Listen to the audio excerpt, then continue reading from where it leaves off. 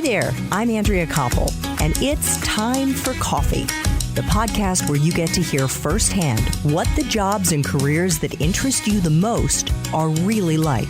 Hey there, Java junkies. If you're interested in video or filmmaking or podcasting and you happen to be an adrenaline junkie, then this is the episode for you because my next guest has done all of that and more. But before I introduce you to Marion Abrams, I want to make sure that you've signed up for the Java Junkies Journal. That's Time for Coffee's weekly newsletter that comes out on Mondays, and it gives you an exclusive peek inside the episodes and the professionals we're going to be featuring that week. All you need to do is go to the Time for Coffee website at time4coffee.org, and the sign-up box is right there on the homepage. Now, my friends, please grab your mug and take a chug of your favorite caffeinated brew, because it's time for another caffeinated career conversation. And my wonderful next guest is Marion Abrams, a digital marketer, filmmaker, and podcaster with a diverse background in documentary filmmaking, outdoor sports, and advertising. Most recently, in 2005, Marion developed and launched the Spartan Up podcast and YouTube channel with the Spartan Race founder and CEO Joe DeCina, as well as a diverse group of co-hosts. To date, they have interviewed hundreds of guests, including Richard Branson, authors Stephen Pressfield and Gary Vaynerchuk, and Tim Ferriss. The show has over 16 million downloads and views and is in the top 5% of all podcasts. I am extremely envious, and I know there's so much I can learn from Marion. I also want to let all of you know that I am currently in the middle of like a construction zone around where I live. And so if you hear hammering and buzzsaws, I apologize, and I hope it doesn't get to be too distracting. Marion is also an expert interviewer, and you are welcome to check out more on that subject and more at madmotion.com. And if you want to know how to break into these various industries, filmmaking, podcasting, and all of that, check out the show notes as well to see if Marion's Espresso Shots episode has already dropped. Marion, welcome to Time for Coffee. Are you caffeinated and ready to go? I hope so. I'm doubly caffeinated. Yes. You are doubly caffeinated. And as you told me before we started recording, you woke up this morning at 4 a.m.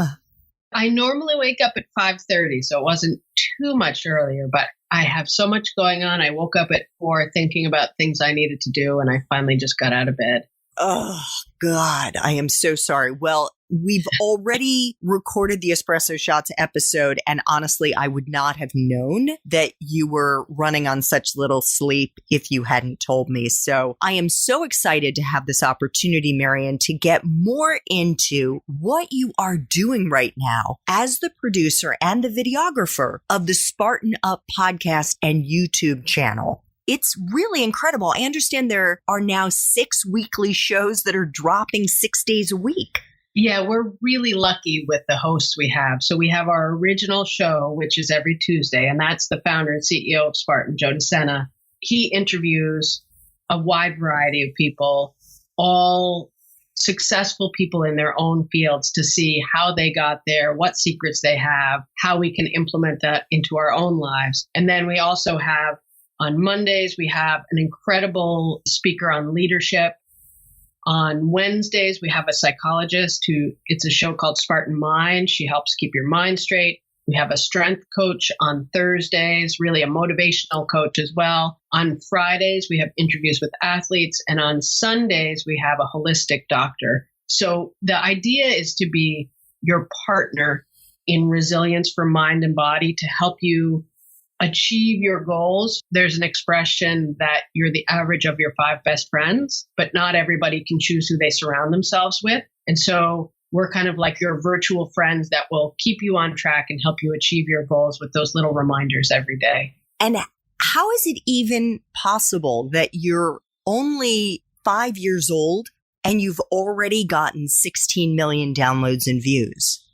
Well, I guess if you have 6 episodes a week, that helps increase your numbers. We do have a lot of play on our YouTube channel. That's been a big part of those numbers. Incredible. So, Marion, what are you doing on an average day, maybe a day when you're filming Joe's show for Spartan Up? But give us a sense of what your various responsibilities are.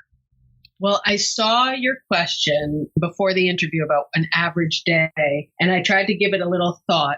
And I started kind of taking some notes to run through what an average day is because there's so much going on. And the first thing I'll say is there's never an average day. But some of the things that happen commonly on a day, I usually start at about 5:30 and I will just check to make sure the new episode's published properly, check in, see if there's any fires to put out, especially because the company has an international and a West Coast component. So there might be things I missed from the day before. And then I'll take a break and spend time with my family. And then around 8:30, I'll pick it up again. And there's usually a lot of phone calls, there's a lot of planning, there's production and post-production. So I might be talking to our content team to see how we can align what's happening in the podcast with what's happening in other parts of the company's content. I might be checking in with the CEO if he has a new project or a new idea or we're scheduling a shoot. I might be checking in with the sponsorship team, either because they're selling a new sponsor or there's content that I need to create specifically for sponsors. I might be checking in with the hosts to make sure they're up to date on the content or to schedule shoots with our leadership team. I could be planning when we do record the podcast. We do all our episodes in person. And so there's a lot of spreadsheets and coordinating that goes into getting guests booked, getting them scheduled, getting locations scheduled, making sure that they're properly prepped, making sure that the right hosts will be at the right places. And then prior to the interviews, researching and planning some notes and prep for the host. That's all the more boring stuff.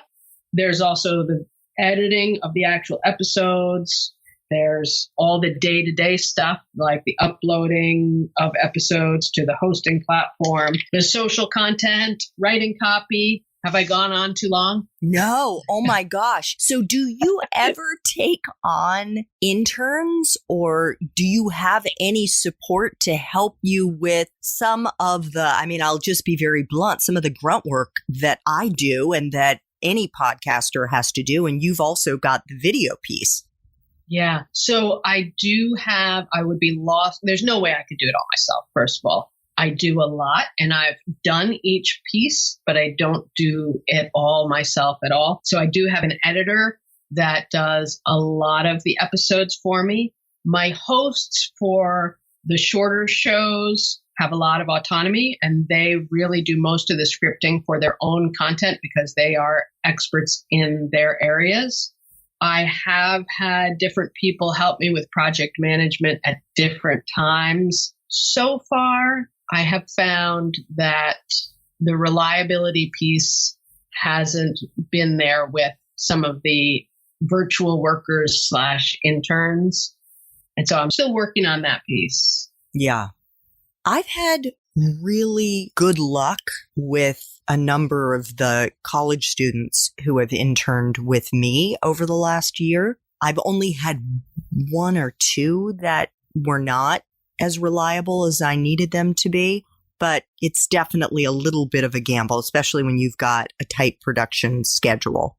I think one of the things that we talked about offline is the fact that not only do I live in Vermont, but I live in a town of 500. So there isn't a pool, and that's one of the challenges. There really isn't a good pool of local universities to pull from. So I end up working virtually, and that has a lot of challenges. Definitely. I would love for you to share, Marion, the story of how you came to think of the Spartan Up podcast and YouTube channel back in 2015. You knew Joe DeCina, who is the founder of the Spartan race, but where did that idea come from and how did you get it off the ground? So, like most stories, there's a little bit of luck and a little bit of work and a little bit of preparation. I do live in this town of 500 people in Vermont.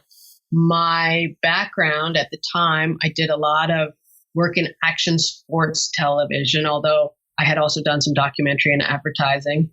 When Joe DeSena moved to Pittsfield, Vermont, believe it or not, this little tiny town, we connected pretty early because he was very involved in endurance sports. And even though Spartan hadn't started yet, he was having events in his neighborhood. In fact, he ran from Central Park in New York to Pittsfield to raise money for a cause. I can't remember what.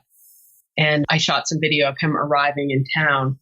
So we had met early. I had gradually been shooting more and more freelance projects, either about him or for him. And he was putting out a book, his first book called Spartan Up.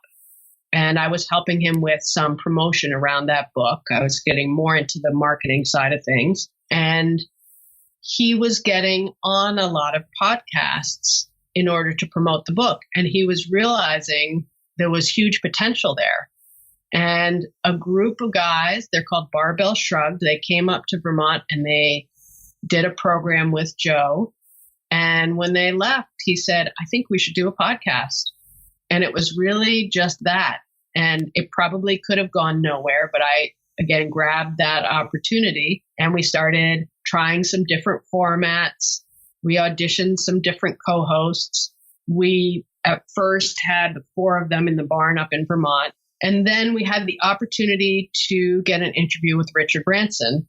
And this was one of these crazy stories. Joe and his wife were invited to Richard Branson's island. Oh my gosh. And he had it in his mind that he was going to find a way to do a podcast while he was there. So the 3 of us and all the equipment flew out there, and then they dropped me at another little island with the equipment where I waited to see if Branson was going to decide that this was something he wanted to do. And he did. And so Joe came on the motorboat and picked me up, and we went to Branson's Island and carried the big box of microphones and microphone stands barefoot, up the hill to his patio. And we got all set up there. And that's when we decided we weren't going to do the interviews with all 4 people, that Joe would do a one-on-one interview, and then we would have the group of 4 hosts introduce it and discuss the lessons learned and how to implement them. And so that was kind of how we really knew we had something. Oh my gosh, that is amazing. I can't even imagine what it must have been like to get to go to Richard Branson's island and then to get the opportunity to sit down and tap into all of his life lessons. And I know your focus a lot is on the resilience piece.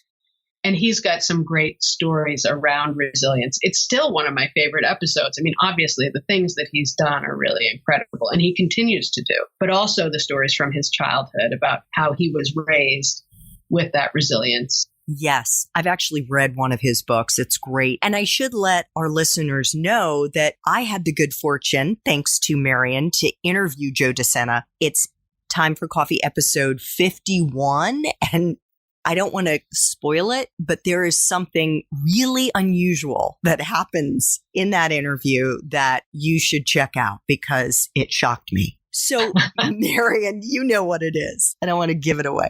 Marion, I want to tap into another area of expertise that you have, and that is having watched and done all kinds of interviews yourself as a producer and doing oversight for the Spartan Up podcast. You have seen so many interviews over the course of your professional career. What would you say are the top 5 tips? Doesn't even have to be 5 if it's 3 that you could share with our young listeners for getting the best out of their guests, whether they start a podcast or a YouTube show or have a blog or whatever the case that may be. Yeah, I don't want to say how long my career has been, but it's more than 30 years. And I have done many, many interviews from behind the camera for documentaries, for testimonials. So the first thing I would say is think about what kind of interview you want to do. And I've boiled it down to 5 kinds of interviews, 5 styles of interview. There's the curiosity driven, the story driven, journalistic, testimonial, and conversational. And probably whatever you're going to choose will be a combination of those, but I'll give you a quick definition. So the curiosity driven is one where, as an interviewer, you don't know where you're going to go, but you're going to follow the guest's lead and see what the questions lead to. This is something Larry King talks about doing a lot. There's the story-driven interview, and that's one where your guest has either accomplished something or has experienced or witnessed something, and you're going to facilitate the telling of that story. This would also be something to do with an oral history. It would be a lot of what happened next. What did you say then? What were you thinking? Another technique in that to help bring people back to that moment is to ask questions about their other senses. What did it smell like or look like or feel like? That will often help people come back to the moment when the experience happened. There's what I call the journalistic style interview. That's one where you don't know the answers your guest will give, but you know the questions you want to ask, you know the information you need to get.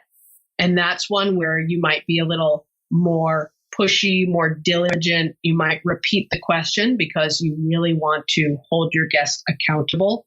There's the testimonial style interview. And this is where the more commercial application, you have a client or a customer and you want them to talk about your service or your product. And there's a bunch of techniques that you can use for that to get those to be natural. And then there's the conversational interview. And what I call the conversational interview is one where your audience cares as much about what you as the host have to say as they care about what the guest has to say. So somebody like Oprah, nobody's going to say, why did you interrupt? Why are you expressing your own opinion? We want to hear what the guest has to say. With somebody like Oprah, or even somebody on the other end of the spectrum like Howard Stern, where the listeners are there as much to hear the host as the guest. So that's kind of the first thing, is looking at those 5 kind of interviews and understanding where you fit in that spectrum. Yeah, that is a wonderful way to break it down. And our listeners can also go to your website, madmotion.com, to read various blogs that Marion has written that get into other aspects of doing a really powerful interview. So thank you so much for that, Marion. Or they can listen to you, Andrea, and just learn from your technique. Well, you're very sweet. Thank you.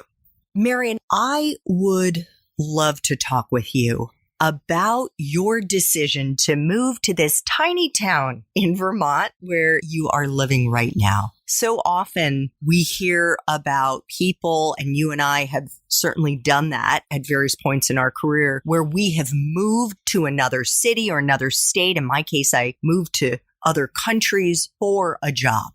But you moved to Vermont for lifestyle reasons, and you didn't have the job piece locked in. How did you make it work? Well, the story is a little longer than what I probably originally told you, because I didn't want to get into all the details. Okay. I can tell you basically the first thing that I did was I bought a guidebook to ski areas in the United States, and I wrote letters to 20 or so of them and said, do you have any jobs that involve skiing and video production? And I actually got hired at Snowmass, sight unseen, and I went out and I lived there for a winter. And at that point, I started to do a little more research and found that there was a ski TV station in Killington, Vermont. When I called about the job, the manager kept repeating, you understand how little this job pays. You understand that it's a seasonal job. You understand that it's a part-time job. And I actually pulled the old move of pretending I was going to be in town anyway to come interview for the job. So I happened to be coming there, and interviewed for the job and finally got it. But again, it wasn't enough to really support me. It was about living in Vermont. And the interesting thing too was leaving New York, my colleagues in New York, they would say, but what are you going to do? Because there was that sense that if you were going to be in TV, you were going to be in New York. So what did you do? You had that part-time gig. I assume you got that job at Killington. I did. Yep. So, although the guy that hired me left 6 months later. Yeah, that's always like that, oh shit moment. Like, what am I going to do? And that's when the hustling sort of started. I mean, I guess I had always done that, but working freelance, the great thing I learned about freelance is, some of the basics for any job hold. You have to always show up early, over prepared. But the thing about freelance is if you underperform or you even just do the bare minimum, nobody has to fire you. They just don't call you next time. And so you really need to exceed expectations every time in order to get called back. And I would say 60% of that is about performing your job well. And the other 40% is just about being pleasant and reliable to work with. So I just started hustling up work. I got a lot of freelance jobs. I have done pretty much anything to do with video and audio production that you can name. And so in those days, you mentioned writing a letter, right? The internet wasn't around. Cell phones weren't around. So Did you just start driving around to some of the big cities, to say the big cities in Vermont, quote unquote, air quotes, to say, hey, I do video, company XYZ. I am available to do pretty much anything you need. How did you spread the word that you were available?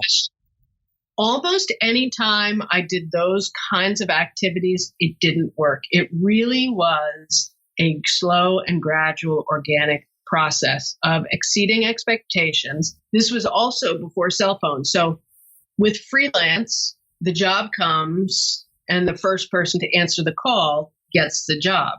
So a producer is going to call 10 people and the first one to call back and say yes is the one that gets the job. So even when I was on a shoot, I would stop and check my answering machine from a payphone 2 or 3 times a day so that I could call back and say yes to whatever the job was. And you just always take the job and you always exceed the expectations and the word spreads. And I had a particular expertise in shooting in the snow and outdoors, and it was a small community, and I started to get more and more work in that area.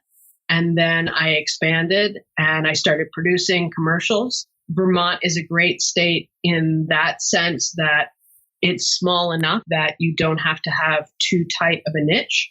So I was able to kind of build a production company and do commercials for Blue Cross and Blue Shield of Vermont and work with Vermont Tourism, work with Vermont Lottery, some of the bigger clients in Vermont eventually, and even produce a documentary film. I was able to work in a lot of different areas, but even when I was working with the bigger clients, I would still take a day rate job for a camera person friend of mine to carry their gear or run their audio.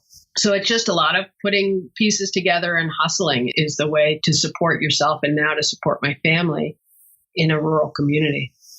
What a great story, Marion.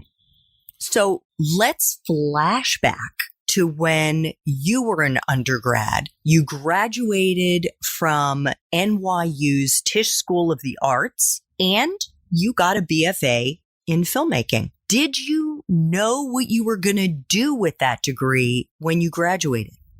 I had no idea.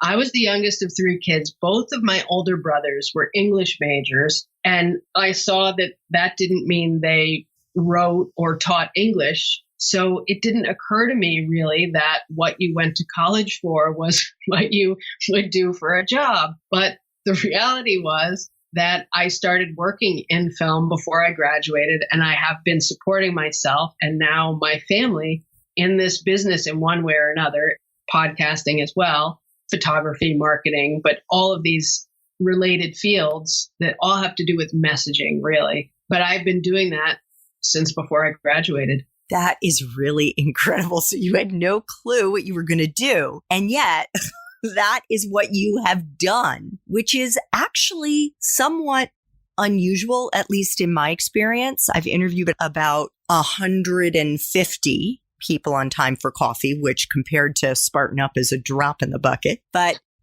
about 90% of the people that I've interviewed, Marion, had no idea what they were going to do with their degree. And most of them didn't go into the profession that they studied. You know, it is one of the only careers that would have held my interest for so long because of the variety of work that I've been able to do in this career. And the other thing is that I truly believe that the way you guide your life is you look at all the opportunities that are in front of you at the moment, and you pick the one that seems like it will move you the furthest towards your goal or your interest. And it might be as simple as, am I going to answer the phone at a advertising agency or at a fish market? And the fish market may pay more. But if those are the two choices you have, and you want to be in film or advertising, answer the phone at the agency. And you just keep following the doors that open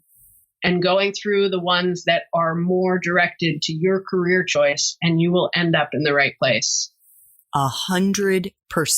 And the way that I have described this to various folks, I may have even done it on the podcast, but is to say that if you think of your professional life and the careers that you will have, and thank you so much, Workman next door, for starting to hammer even louder. But if you think about your career as if you were crossing a river from one bank to the other, there are going to be various stones that are scattered across, and it's obviously a low river so that you can walk through it, but you're hopping from one rock or one stone to the other. And sometimes that rock or stone is off to the left. Sometimes it's off to the right. But so long as you're progressing forward, that's fine. And even the rocks that are slippery and that end up being bad experiences, if I continue with that analogy, you will get where you need to go. And often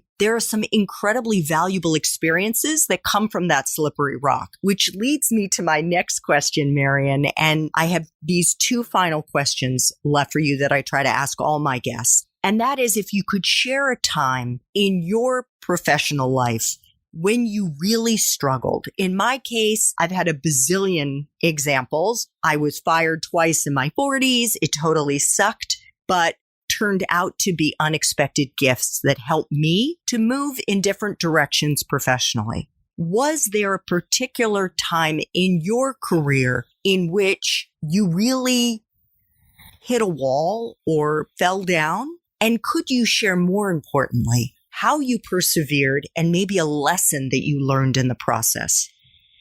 Yeah, I mean, I think that working freelance is a roller coaster, and those sort of slippery rocks that end up, with you falling in the water come up a lot, because every day, every week, every month, you are pitching for jobs, and you have to accept the fact that most of them you won't get. And that can be frustrating, and you can take it personally, and it can really set you back. For me, I think a pivotal time was, I told you the story of coming to Vermont, going to work at Killington.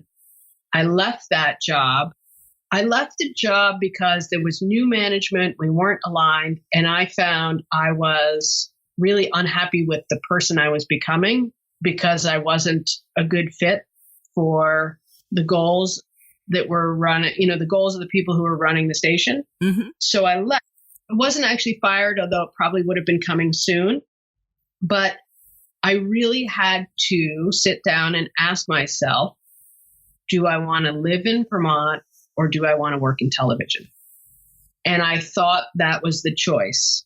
And I decided that I wanted to live in Vermont. I actually spent the summer making sandwiches at a local store.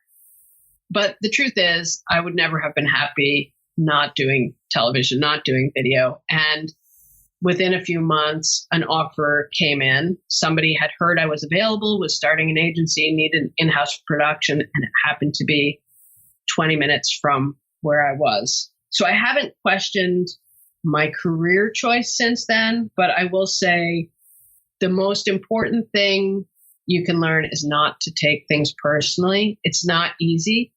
And this is not just in looking for jobs or getting fired from jobs, but producing video or podcasts, you put your heart and soul into it. It's a creative endeavor. And if you're doing it professionally, it means you're doing it for a client. And that means you are not the ultimate decider of what the goals, what the product should be like. And so you have to really be comfortable with creating something and having your client ask for changes and just making those changes. And if you really feel strongly, explain why you think things shouldn't change. But for the most part, the changes make it better. But just being able to set that ego aside, it's incredibly difficult, but it's the best thing you can do in a creative profession to move your career forward, I think.